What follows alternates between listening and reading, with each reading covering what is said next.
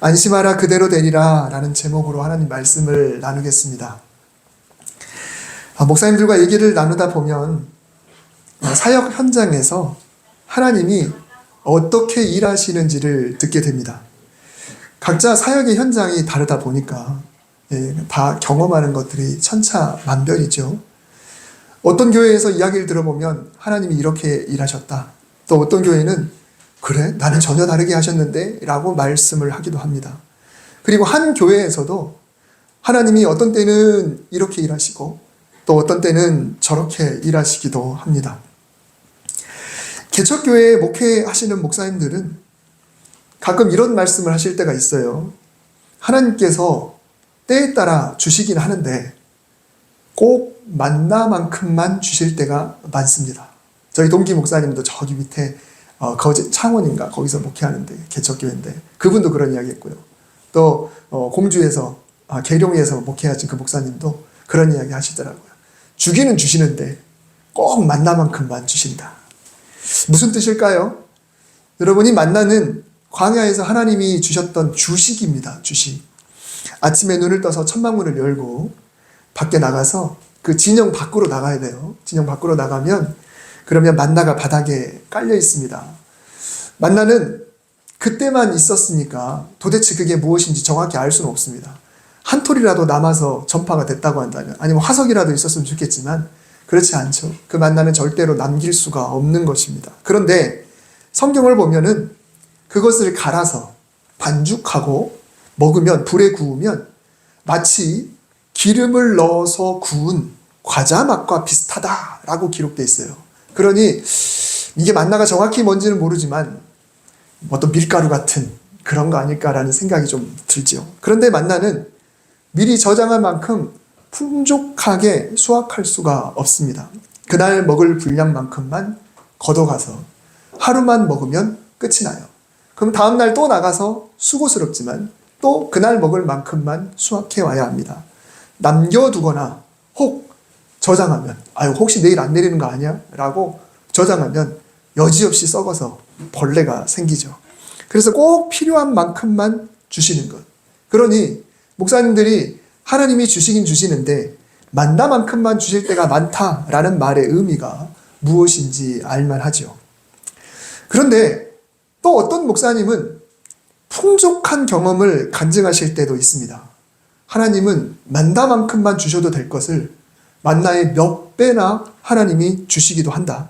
필요한 만큼이 아니라 남게 주시거나 또는 풍족하게 주시는 그런 경험을 말하기도 합니다. 저도 목회 연한이 꽤 돼요.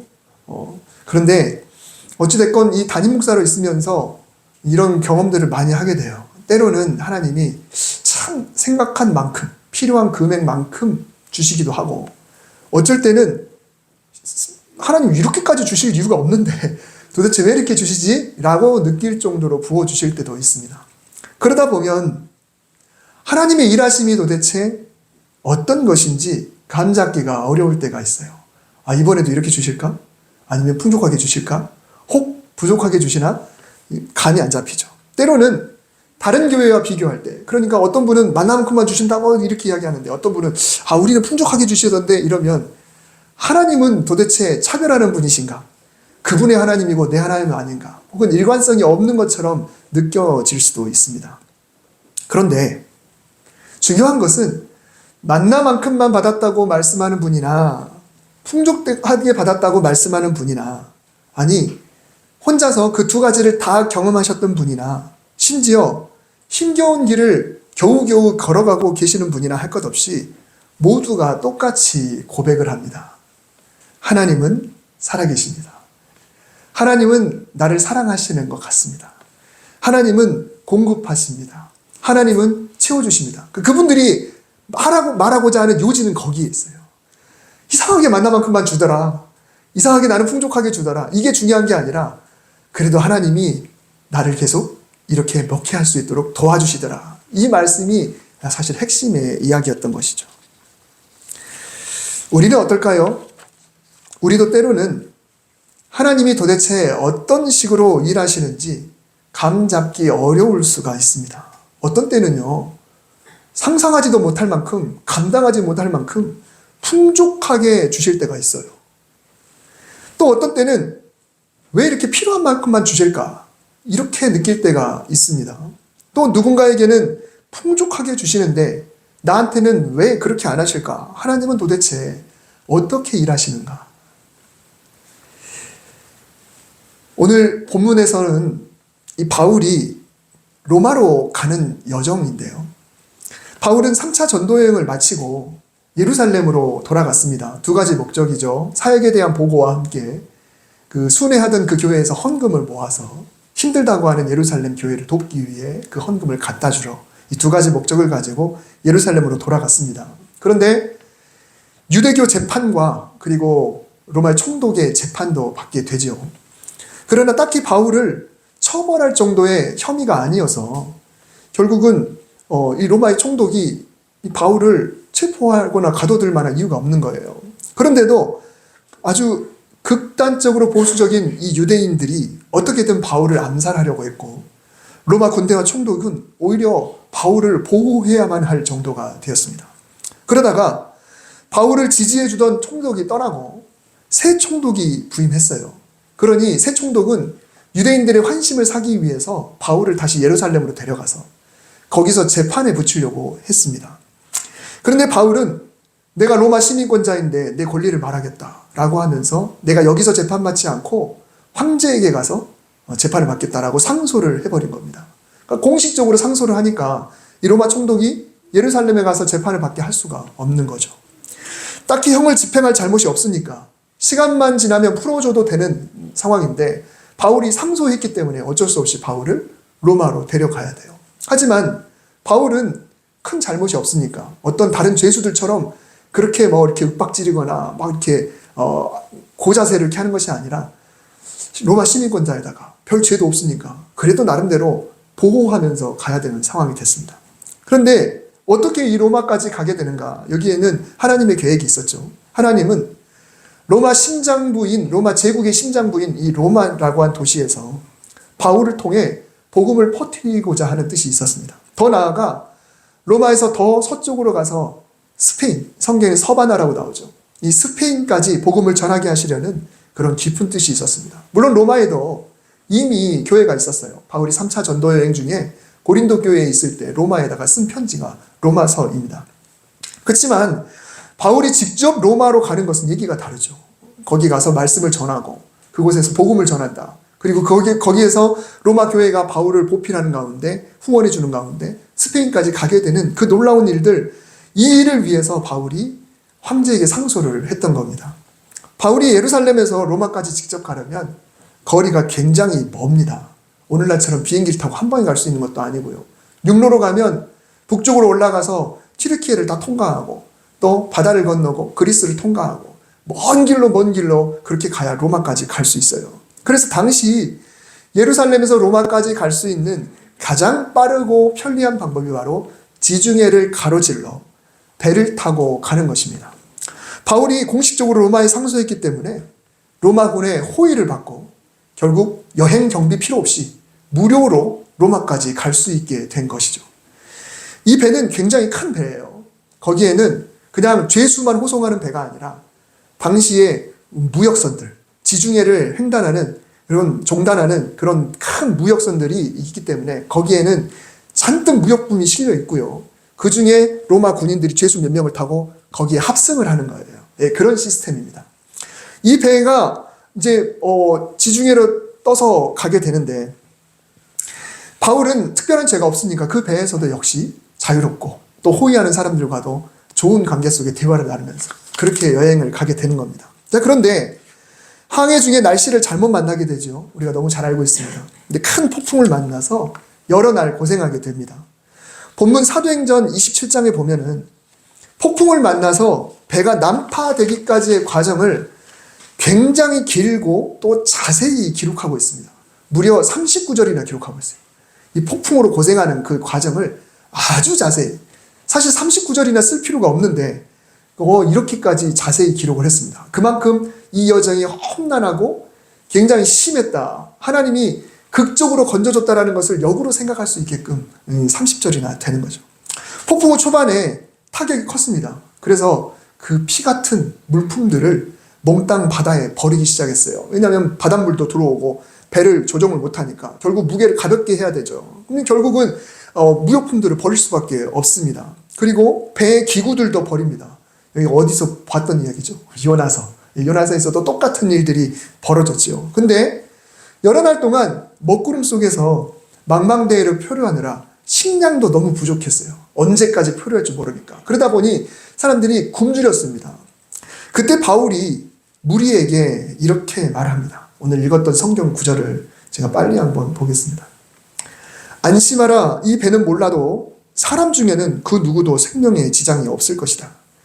내가 섬기는 하나님께서 어젯밤에 내 곁에 사자를 보내서 이렇게 말씀하셨습니다. 바울아, 두려워하지 말라. 네가 죽지 않고 살아서 로마 황제 앞에 서게 될 것이고 너와 함께 항해하는 자들도 다 너에게 맡겼다. 그러니 여러분 안심하라. 나는 내게 말씀하신 그대로 되리라고 하나님을 믿노라. 이 배는 반드시 한 섬에 걸릴 것이다. 바울을 안심시키며 희소식을 전해주셨습니다. 먼저 바울에게 안심해. 너는 반드시 이 풍랑을 헤치고 나가서 로마 황제 앞에 서게 될 거야. 그 말은 죽지 않을 거라는 약속이죠.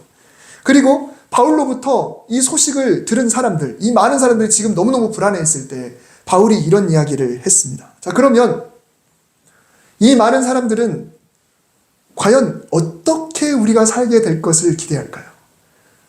이게 바울이 믿는 하나님이 이렇게까지 밤에 이야기를 했다고 한다면 우리가 과연 어떻게 로마까지 무사히 갈 것인가? 어떤 방법을 기대했을까요? 이들의 숫자가 바울을 포함해서 276명이나 돼요. 그러니 적지 않은 이 숫자를 하나님이 과연 어떻게 구원해 주실까? 아마 나름대로 기대하는 바가 있을 겁니다. 만일 우리가 큰 어려움 중에 있을 때 하나님이 천사를 보내주셔서 이 문제를 해결해 주실 것이다 라고 꿈이나 환상을 통해 만약에 알려준다. 얼마나 좋을까요? 또는 내가 성경을 읽는 중에 혹은 기도하는 중에 혹은 누군가를 통해 내가 이 문제를 해결해 줄게. 절대로 걱정하지 않아도 돼. 안심해. 라고 말씀을 해준다. 그런 확신을 우리가 얻게 된다. 자, 그러면 우리는 과연 얼마나 기대할까요? 얼마나 안심이 되고 얼마나 기대하고 하나님이 도대체 이 문제를 어떤 방법으로 풀어주실지 기대가 되지 않겠습니까? 자, 그런데 그로부터 하루, 이틀, 사흘 해결이 안 돼요. 14일이 지났는데도 사정이 나아지지 않았습니다. 이제 그날 밤 자정이 됐는데 배 밑으로 뭔가를 이제 깊이를 재려고 쭉 뭔가를 내렸어요. 그랬더니 수심이 점점 줄어들고 있는 걸 느끼게 됩니다. 육지가 멀지 않았구나.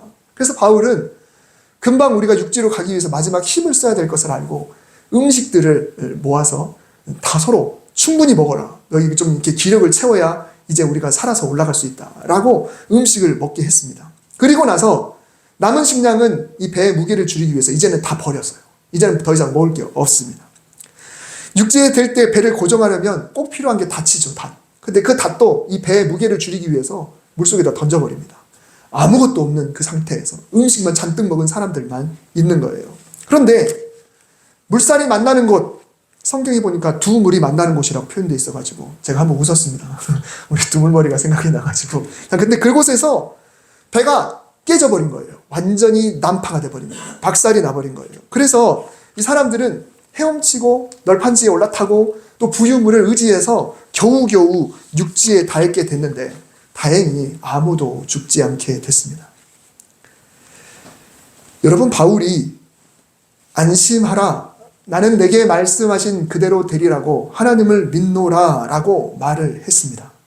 그러니까 내가 나에게 말씀하신 하나님의 그 말씀이 그대로 될 거라고 하나님을 믿으니까 너희들도 안심해라고 분명히 이야기를 했어요. 이렇게 알려올 때 기대하는 바가 과연 이런 모습이었을까 싶습니다. 짐은 물론이고 식량도 잃어버렸고요. 심지어 배도 잃어버렸습니다. 아무것도 건지지 못했어요. 그 배의 선주 그리고 그 배로 먹고 사는 선원들 이 모든 미래가 그냥 다 끝나버린 거예요. 겨우 목숨만 구했습니다. 그렇다고 하나님이 거짓말하셨습니까? 아니죠. 안심하라. 너희 중 아무도 생명에는 아무런 손상이 없겠고 오직 배뿐이리라. 하나님이 그렇게 말씀하셨으니까 하나님도 거짓말하지 않으셨어요. 하나님은 그냥 말씀하신 대로 결과를 놓고 보면 전혀 틀리지 않았습니다. 그런데 이 사람의 마음이라는 게 그렇지 않아요. 적어도 그들이 기대하는 바는 아니었을 겁니다.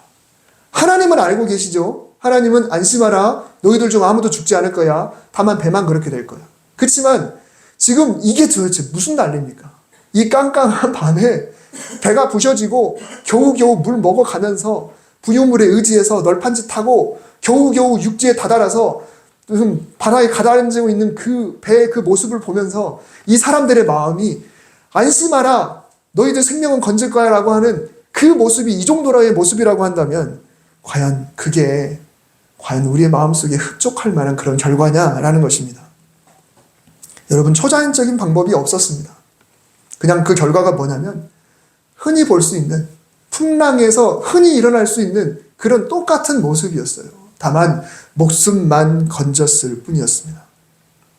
기력이 다 쇠하고 겨우겨우 육지에서 힘 다 빠져가지고 엎어서서 그런 사람들이 서로를 쳐다보면서 안심하라며 이게 무슨 난리인가? 이것도 구원이라고 해야 되나? 이것도 하나님의 도우심이라고 해야 되나? 어쩌면 그런 마음들이 있었을 것입니다. 아니, 분명히 그럴 것입니다. 그런데 하나님은 이렇게 닿게 된 땅에서, 이곳이 섬인데 이곳에서 다시 모든 것을 채워주셨습니다. 지도를 한번 보면요. 여러분 잘 안 보이시죠? 잘 안 보이실 텐데 이 오른쪽 밑에 있는 빨간 점이 이스라엘, 그리고 그 출발한 항구고요. 그리고 위쪽으로 조금 올라가서 키프로스, 성경의 구브로라고 그러죠. 거기를 끼고 왼쪽으로 돌아서 튀르키의 남쪽을 항해해서 그 다음에 이제 그 지중해 나침반 표시가 있는, 방위 표시가 있는 거기를 통과해서 그 부분이 이제 표류했다는 거예요. 그리고 파란색 점, 이곳이 이제 멜리데라는 섬입니다. 아주 작은 섬인데 그 위에 장화같이 생긴 로마가 보이고 저 위에 빨간 점이 로마 시입니다. 이런 험한 길을 가면서 겨우겨우 도착한 곳이 이 섬입니다. 여러분, 바울이 생각한 로마로 가는 길은 거의 자기 스스로 생각할 때는 당당한 죄수로 가는 거예요.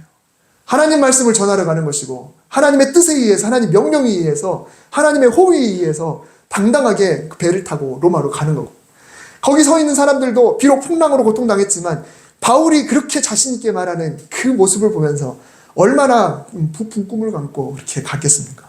자, 그런데 아주 작은 섬에 겨우겨우 살아서 도착을 했습니다. 하지만 하나님께서 무엇을 준비하셨을까요? 이 섬의 주민들이 불을 피워서 이들을 영접합니다. 이 섬에서 제일 높은 사람이 음식을 제공하면서 3일 동안 먹고 자고 편안하게 그들의 기력을 회복할 수 있도록 다 도와줬어요. 근데 마침 이 제일 높은 사람의 부친이 열병에 걸렸습니다. 그래서 죽을 병에 걸려 있는 상황이었습니다. 그리고 이질까지 걸렸어요. 사경을 헤매고 있었어요. 근데 바울이 가서 기도하고 그리고 안수하니까 이 사람이 낫게 됩니다. 그래서 이 소식을 듣고 많은 병자들이 다 모여들었고 그 섬에 있는 모든 질병을 걸린 모든 환자들이 다 고침을 받게 됐어요. 하나님은 어떻게 일하시는지 모르죠. 근데 그 섬에서 바울을 통하여서 하나님이 많은 이들을 고쳐주는 일들을 행하셨고, 더 놀라운 일은 그 마을 사람들이 배를 준비시켜주고 그 배에다가 모든 식량을 다 채워서 돌려보내줬다라고 하는 것입니다. 서두에 목사님들의 간증을 말씀드렸습니다. 무엇인가 필요할 때 넉넉함을 경험한 분이라, 만나처럼 꼭 필요한 만큼만 받는 분이라, 하나님이 사랑이시고 하나님이 살아계시고 하나님이 공급해 주신 분이라고 고백했습니다. 왜 그럴까요? 문제 해결 자체보다는 그 이면에 계신 하나님을 보기 때문에 그렇습니다. 하나님을 믿기 때문에 그래요. 하나님의 계획과 섭리를 믿기 때문에 그렇습니다. 여러분, 오늘 본문에 보면 하나님이 말씀하신 대로 그대로 되긴 됐어요. 그래서 하나님이 말씀하신 대로 그대로 되는 것도 중요합니다만 우리는 그대로 된다고 해도 뭔가 아쉬울 수가 있습니다. 그대로 된다. 안심하라. 말씀하신 대로 그대로 된다. 여러분, 이게 만사가 오케이일 것 같죠? 근데 사실 그렇지가 않아요. 그대로 돼도 우리는 늘 아쉽고 더 갖고 싶고 더 원망스럽기도 합니다. 그대로 된다고 해도 내 성에 안 찰 수도 있습니다. 그러니 그대로 되는 것 자체가 중요한 것이 아니라 그대로 되는 것보다도 그 앞에 하는 그 말씀이 더 중요하다는 거예요. 뭐예요? 안심하라. 안심하라. 그대로 되리라 해서 그대로 돼도 우리는 마음은 안심하지 않을 수 있습니다. 그대로 돼도 여전히 불평불만일 수 있어요. 중요한 것은 안심하라라고 하는 그 말씀인 겁니다. 근데 우리는 그거를 그냥 놓쳐버립니다. 그대로 되는 게 더 중요해요. 내가 원하는 것 받는 게 중요하고 내가 꿈꾸는 것 이루어지는 게 중요하지, 그것을 통하여 내 마음에 진정한 안심이 오는 것은 그렇게 중요하지가 않죠. 말씀을 듣고 안심하는 것 자체가 중요합니다. 하나님이 만나만큼만 주실지 아니면 풍성하게 주실지 상관하지 않고 하나님으로 인해 안심하는 것이 더 중요하다라는 사실입니다. 하나님은 신실하시다. 하나님은 당신의 뜻 안에서 가장 좋은 것을 주신다. 여러분, 저는 신앙에서 가장 큰 복을 제 개인적으로 안심이라고 말합니다. 그것을 다른 말로 말하면 평강입니다. 우리 신앙생활에서 제일 중요한 것은 평강이라고 믿습니다. 어떤 상황에서든지 평강할 수 있는 것. 만나만큼만 주셔도, 풍족하게 주셔도, 혹은 덜 주셔도 안심할 수 있는 것. 이것이 다가 아니기 때문에, 이것이 다가 아니기 때문에 하나님이 지금은 이렇게 주셨어도 그래도 하나님을 믿기 때문에 내 마음이 안심하고 평안할 수 있는 게 신앙의 가장 큰 복이라고 믿습니다. 오늘 예배를 시작하면서 우리가 함께 불렀던 찬양의 후렴부 가사를 되짚어보고 오늘 말씀을 마치겠습니다. 날 부르신 뜻 내 생각보다 크고 날 향한 계획 나의 지혜로 측량 못하나 가장 좋은 길로 가장 완전한 길로 오늘 또 날 이끄신 믿네. 아멘. 여러분, 이 가사가 우리의 고백이 될 수 있기를 바랍니다. 아멘. 하나님이 왜 이렇게 주시지? 왜 이것만큼만 주시지? 왜 하나님이 이렇게 좋게 주시지? 라고 하는 그 결과보다도 하나님이 무엇을 주시건 간에 내가 측량할 수 없는 그 하나님의 섭리 안에서 하나님이 가장 좋은 길로, 하나님 보시기에 가장 완전한 길로 오늘도 나를 이끌어 주시기에 나는 안심한다. 사도 바울은 폭풍 중에도 그 길을 안심했을 겁니다. 배가 깨지는 순간에도 안심했을 거예요. 심지어 그 섬에서 독사에 물리기도 했거든요. 그래도 안심했을 겁니다. 이것이 신앙인의 아름다운 모습인 것이죠. 이 찬양대로 우리가 하나님을 믿기에 안심하고 평안 가운데 하루하루 살아갈 수 있기를 바랍니다. 우리 하나님은 그대로 되리라 라고 하는 말씀 지켜주십니다. 그러나 그보다 더 중요한 것은 날 믿고 안심하라. 이 말씀에 오늘 하나님의 음성으로 듣고 이 말씀 붙잡고 승리하시기를 주님의 이름으로 축복합니다. 아멘. 하나님, 우리가 무엇을 바라보고 있습니까? 내가 원하는 것, 내가 바라는 것, 해결해 주실 것을 기대하고 있습니까? 아니면 하나님의 선하심을 믿고 안심하기를 기대하고 있습니까? 하나님, 우리 마음에 평강을 주시옵소서. 하나님이 말씀이 그대로 되어서 안심이 아니라 하나님의 뜻 안에 내가 있기에 평강할 수 있도록 주님 복 내려 주시옵소서. 내가 하나님의 뜻을 알 수 없지만 하나님께서 가장 좋은 길로, 가장 완전한 길로 나를 이끄시는 여정 가운데 내가 있음을 고백하며 예수님의 이름으로 기도드립니다. 아멘.